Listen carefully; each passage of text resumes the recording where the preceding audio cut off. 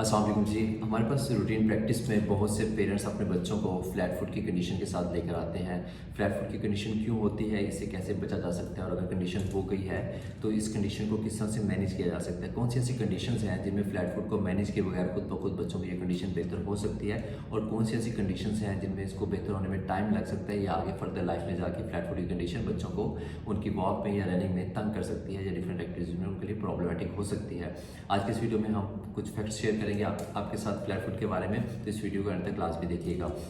First thing is flat foot,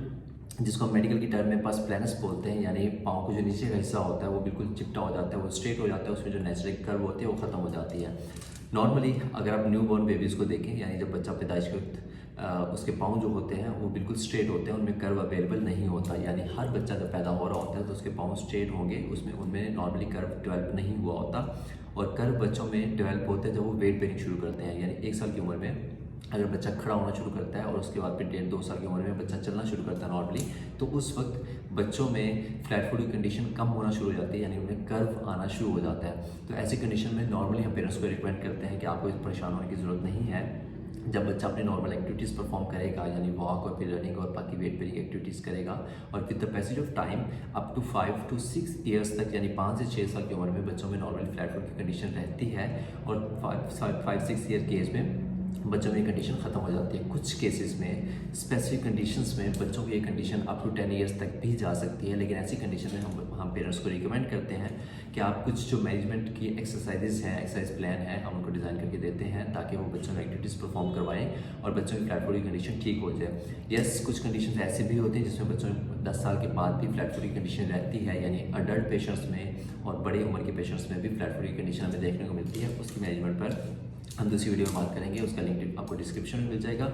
आज की इस वीडियो में हम बच्चों की कंडीशन के बारे में बात कर रहे हैं कि अगर बच्चे को बाय बर्थ फ्लैट फुट की कंडीशन है और आप अपने बच्चे में फ्लैट फुट की कंडीशन देखते हैं,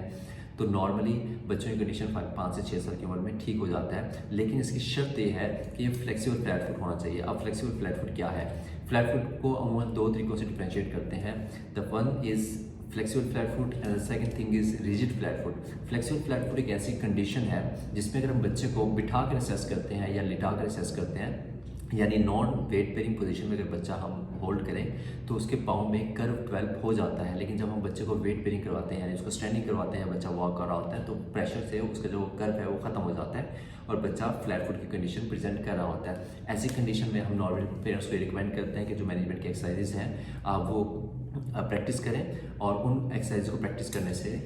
विद टाइम ग्रोथ के साथ साथ बच्चे में कर्व डेवलप हो जाता है। लेकिन अगर रिजिड फ्लैट फुट है, यानी किसी भी पोजीशन में, यानी अगर बच्चे को आप नॉन वेट बेरिंग पोजीशन में भी रखते हैं, उसको बिठाते हैं या लिटाते हैं, तब भी उसमें कर्व डेवलप नहीं होता और बच्चे की कंडीशन जो है पाँव की वो नीचे से स्ट्रेट रहती है। ऐसी कंडीशन में हम ना सिर्फ बच्चों को एक्सरसाइज रिकमेंड करते हैं, बल्कि कुछ सोल अवेलेबल होते हैं जिसको हम शू के अंदर आर्चेस लगा दी जाती हैं, जिसको बच्चा जब पहन के चलता है या अपनी प्रैक्टिस कर रहा होता है तो Aahista Aahista with the passage of time उनकी जो फ्लैट फुट है वो बेहतर होना शुरू हो जाता है। सो फ्लैट फुट की कंडीशन में ऐसी कौन सी एक्सरसाइज हैं जो करके आप अपने फ्लैट फुट की कंडीशन को घर पर भी ईजिली मैनेज कर सकते हैं? उन एक्सरसाइज को देखने के लिए आप जो वीडियो का लिंक है वो डिस्क्रिप्शन में आपको मिल जाएगा, आप उसको जरूर देखें। अगर आपके आसपास किसी को फ्लैट फुट की कंडीशन है, या अगर आपका बच्चा भी फ्लैट फुट के साथ वॉक करता है, वॉक करते करते उसको गिरने की कंप्लेंट आ रही है, यानी चलते चलते उसकी हिस्ट्री ऑफ फॉल है उसमें, और कोई ऐसी कंडीशंस आ रही हैं जिसमें उसको स्पोर्ट्स एक्टिविटी करते हुए या नॉर्मल अपनी रूटीन एक्टिविटीज़ करते हुए डिफिकल्टीज आ रही हैं फ्लैट फुट की कंडीशन में, तो आप हमसे कंसल्ट कर सकते हैं। आप ऑनलाइन अपॉइंटमेंट के लिए या फिर हमें क्लिनिक पर विजिट करने के लिए नीचे दिए गए नंबर पर कॉन्टैक्ट कर सकते हैं। Thank you so much.